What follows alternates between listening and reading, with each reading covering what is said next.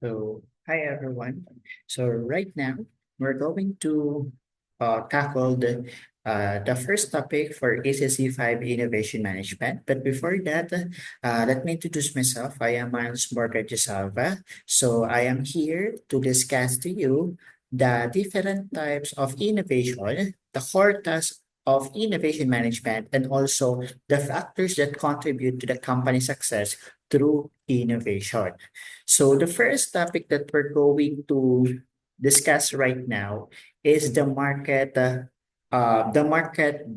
driven innovation. So first thing, when you trying to create a business, the first thing that you need to know is to identify the needs, wants, and problem of the customers and consumer.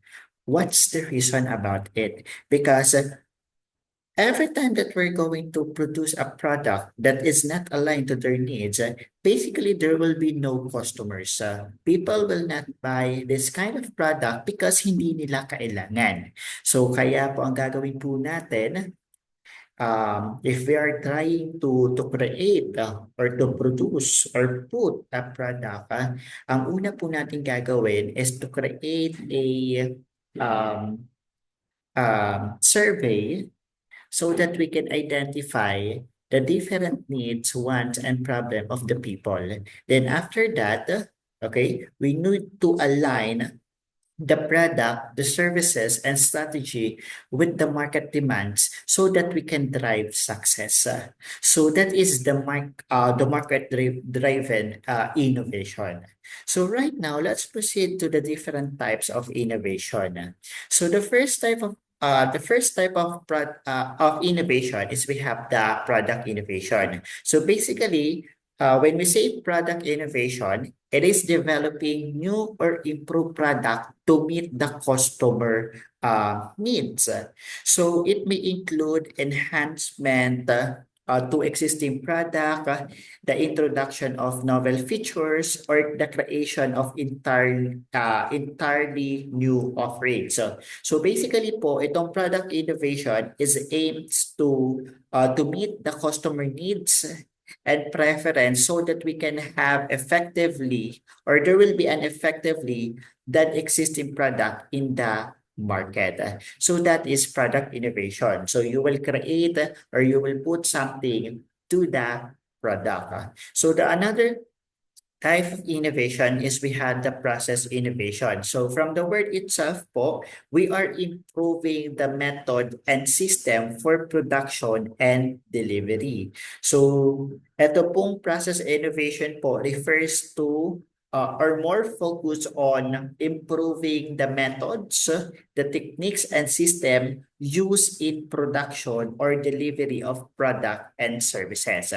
So every time na may ginagawa tayong produkto, 'di ba? So yung ginagawa po natin, yan po yung proseso. So kung nahihirapan tayo na mag-innovate sa product, we can innovate through process. So that is another type of innovation po. So the goal in process innovation is to enhance efficiency, reduce the cost, and also streamline the operation. So the process innovation can lead to the higher productivity. At the same time, we can improve the resource utilization. So next, we have the service innovation. So ang service innovation daw po class is more on developing new and improved services to meet the customer demand. So as we discuss about service product, so when we say service, that is we cannot see or we cannot receive a product, di ba? We cannot receive something or we cannot touch something because this is a service.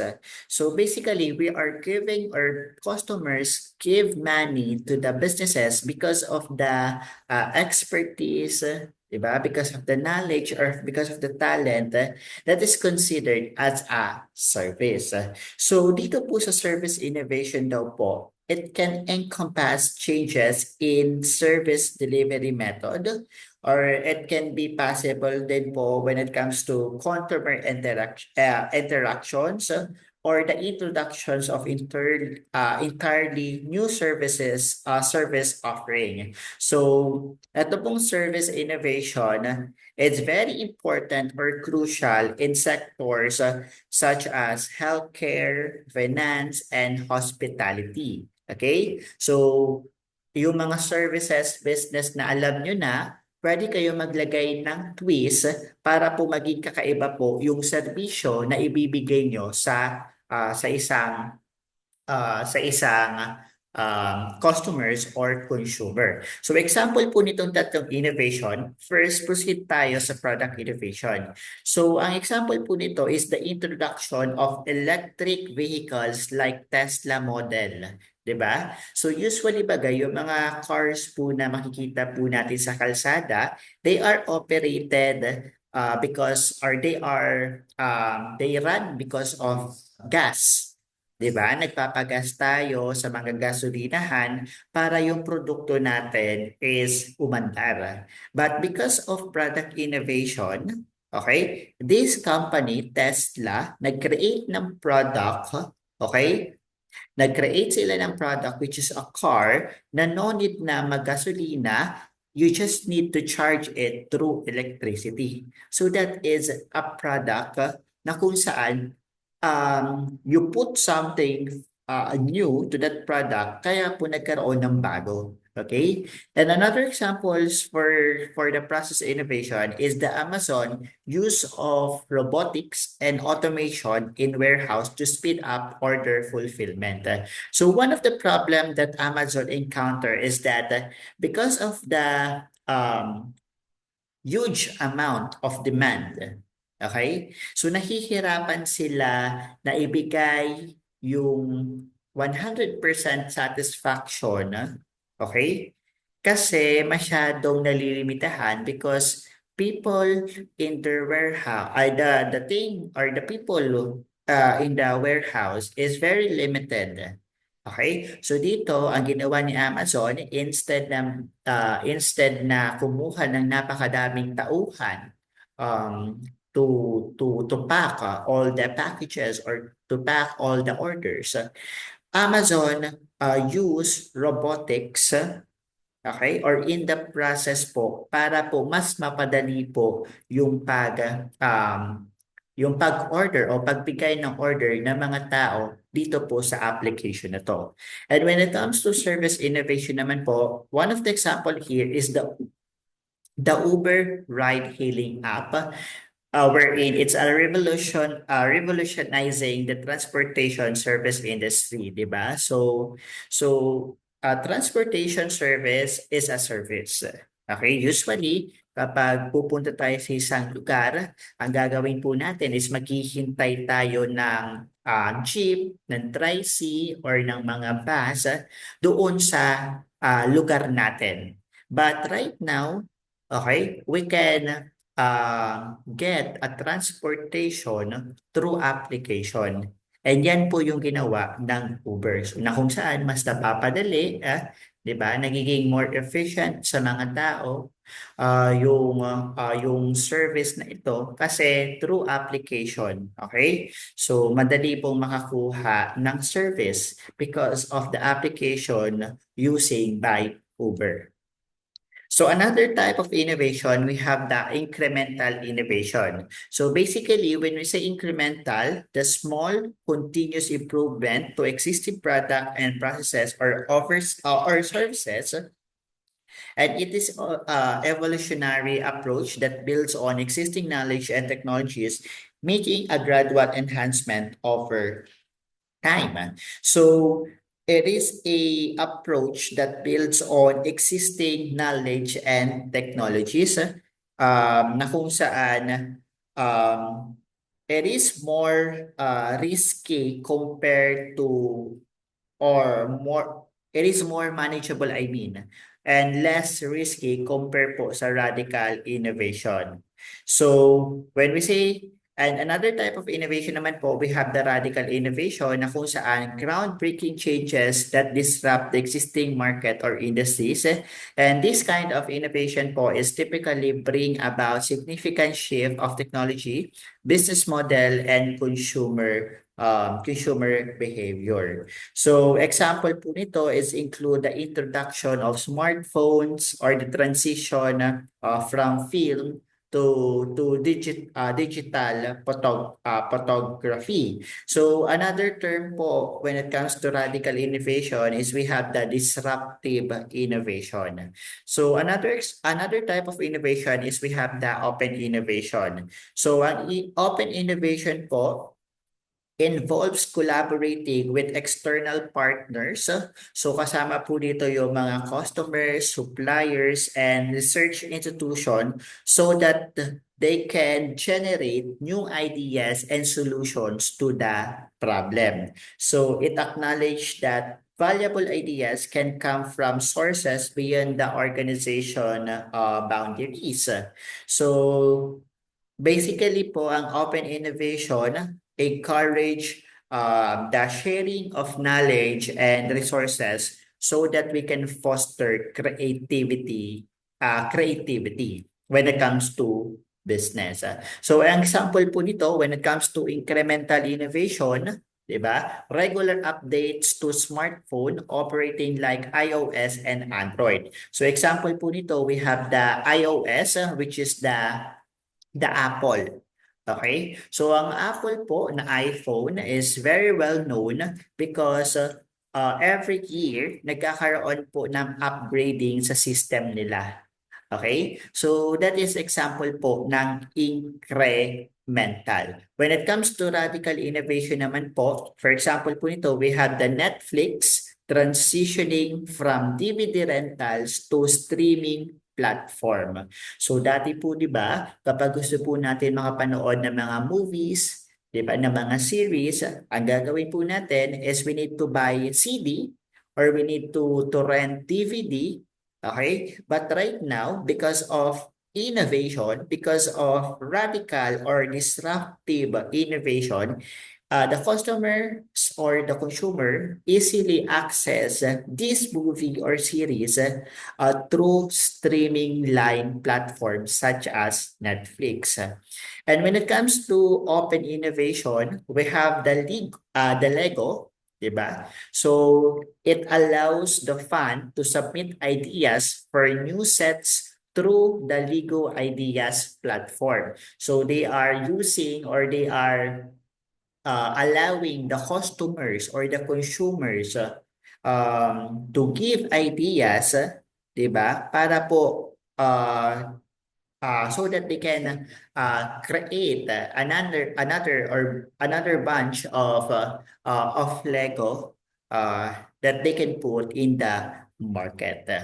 So another innovation that we have is we have the social innovation. So when we say social innovation, they are more focuses on addressing the social and environmental challenges.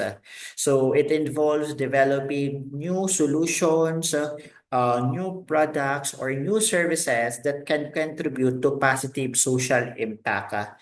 So the social innovation po more often um, goes beyond traditional businesses goals and aim to address broader societal needs such as poverty. We have also the healthcare and the environmental sustainability. So they are not only thinking about money, but also they create a business more than that because they want to help to the society to solve the problems, okay, to less the poverty, to less the to give more healthcare to the people. So that is the social innovation. So when it comes to business model innovation naman po, It involves reimagining the way of company creates, deliver, and capture value. So it goes beyond the product or service offering to include changes in the revenue model. We also have the distribution channels, the partnership, and also to the customer relationship. So the business model innovation po is very important because because of this, we are staying more competitive in rapidly evolving markets. So the reason why we exist or we become successful di ba? Um, all throughout the problem that we might encounter or sa sobrang um, bilis na panahon, di ba? So mas the business can stay because we are innovating because of the business model. Okay? So another one, we have the sustainable innovation wherein it's centered on creating solutions that have a positive impact when it comes to environment and society. So basically po, ito pong sustainable innovation involves developing eco-friendly products. Okay, please take note the word eco-friendly. Okay, wherein they adopting sustainable business practices and minimizing the ecological footprint wherein the companies increasingly recognize the importance of sustainable innovation for long-term success. And for the last type of innovation is we have the digital innovation. So ito pong digital innovation is involved leveraging digital technologies to create new or improved products or services or business itself. So this can include the adoption of artificial intelligence or AI. We can also have the Internet of Things or the IoT. We have also the blockchain and other digital tools to enhance the efficiency, the customer experience, and also the competitiveness of the business. So para po mas lalo nyo maintindihan, we have here the examples po ng social innovation. So we have here the solar-powered water purification system for the communities without access to clean water. So when it comes to social innovation, di ba, based from the meaning of it, we are creating business not only because of the money, but also to help the people, okay, with a problem. So there are some places not only in the Philippines, but all through, um, but also from other countries.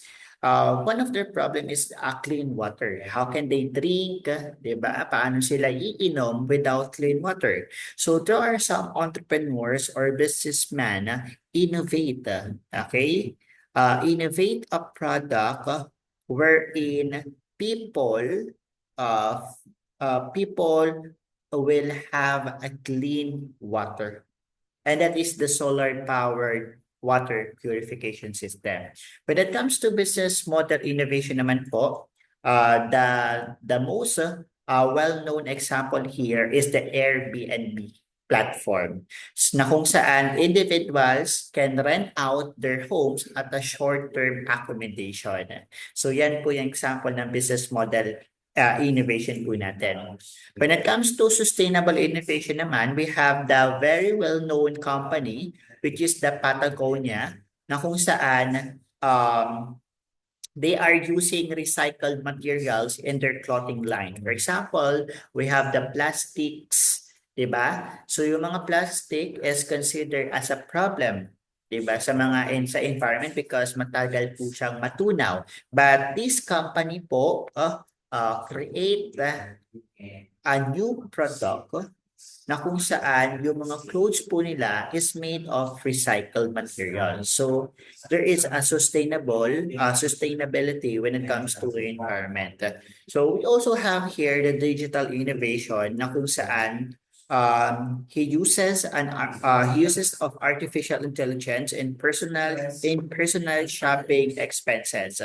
So example po nito is yung Amazon's recommendation algorithm na kung saan they are using the AI or the Amazon use the AI so that they can identify. Okay, they can the customers or consumer identify kung ano po yung mga uso or kung ano po yung mga existing products na uso doon po sa lugar ninyo. Okay? Na kung saan nagkakaroon po na magandang experience, it will be easily for the customers to shop through online because nagkakaroon po ng algorithm. So that is the example of digital innovation. So right now, I hope medyo clear na po sa inyo yung type of innovation. If you have any questions, you can contact me po. Okay? So that will be all and thank you so much for listening.